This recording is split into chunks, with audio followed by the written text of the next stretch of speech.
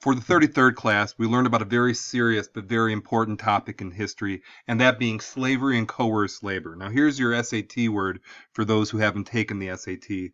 The ubiquitous foundation of the world economy from 1450 to 1750. And ubiquitous means it just surrounds you. It's just all around you. You can't get away from it. For example, water to a fish is ubiquitous. And slavery was ubiquitous to the economy at the time. And I'm going to revisit yesterday to show you this. And I know it's familiar to you. But if you look at these commodities, very profitable commodities, easy concept for you. To make money, people had to grow, pick, and process those commodities. Now, that concept is super easy, but the work was the opposite of easy. Back-breaking, hard work was at the root of this Columbian exchange and the root of the economy at the time. Okay? Now, slavery was nothing new.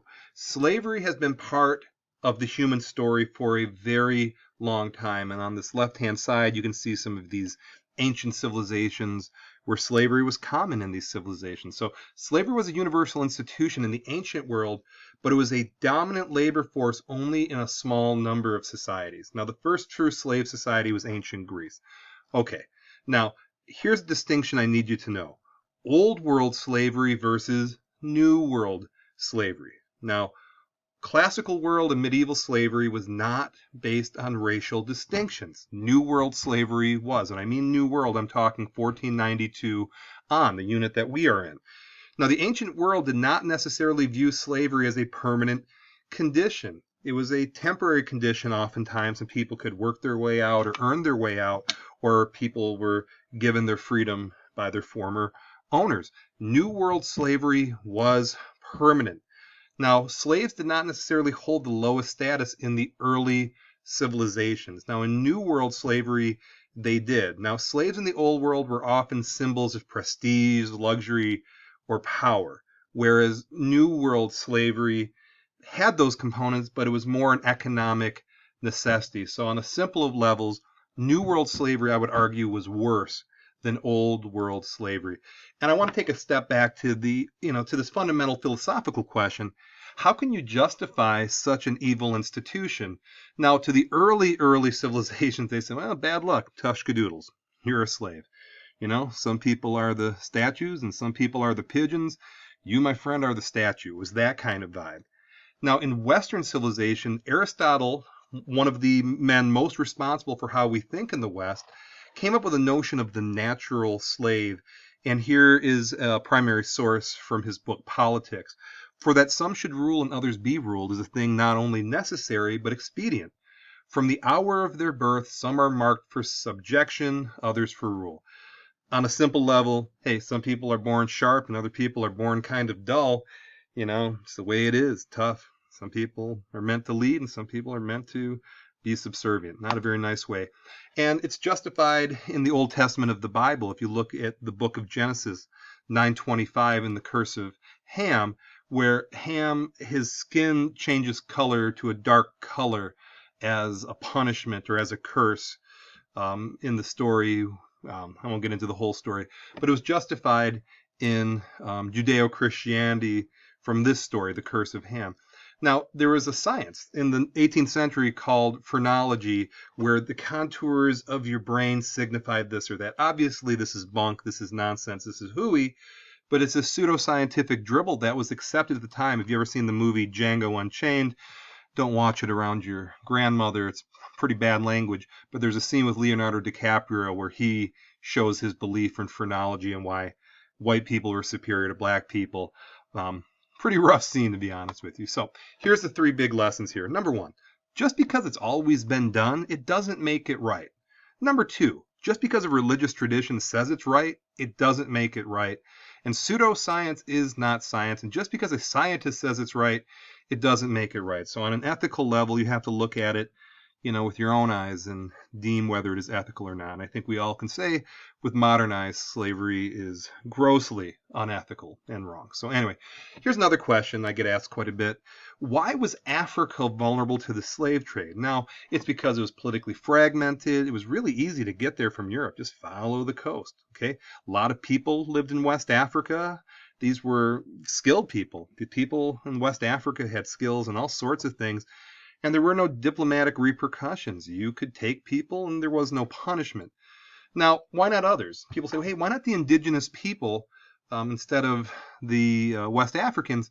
Well, disease and smallpox decimated indigenous people across the world during this time period. Their immune system, based upon the bubonic plague killing a third of Europe, well, the 2/3 who survived had an immune system that was different than those of the rest of the world. So disease, knowledge of the terrain. So you could put an indigenous person out there and say, hey, go, chop sugarcane. They knew the terrain better than the person. Bye. Off they go.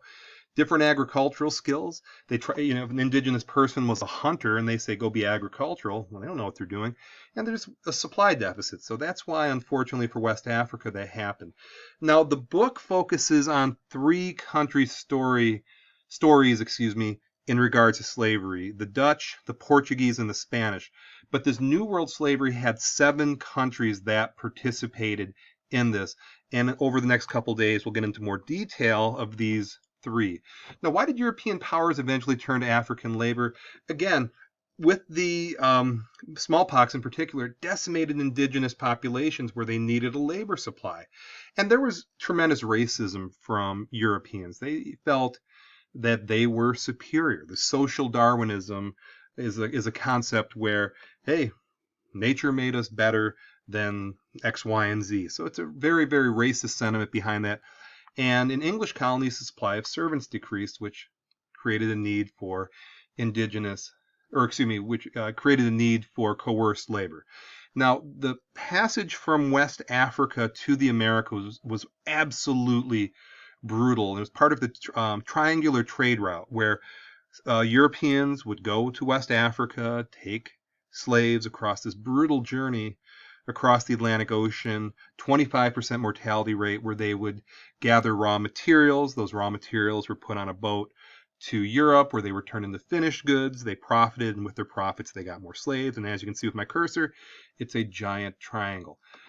And there were 60 forts along West African coast, which gives strong, strong evidence to the scale of slavery. It was absolutely massive, bearing in mind that slavery went on for 400 years. So this was an extensive and long-term institution that was going on. Now, the conditions of the Middle Passage, absolute horror show. Chained together, oftentimes chained with people that you didn't know or you spoke a different language, so they couldn't conspire.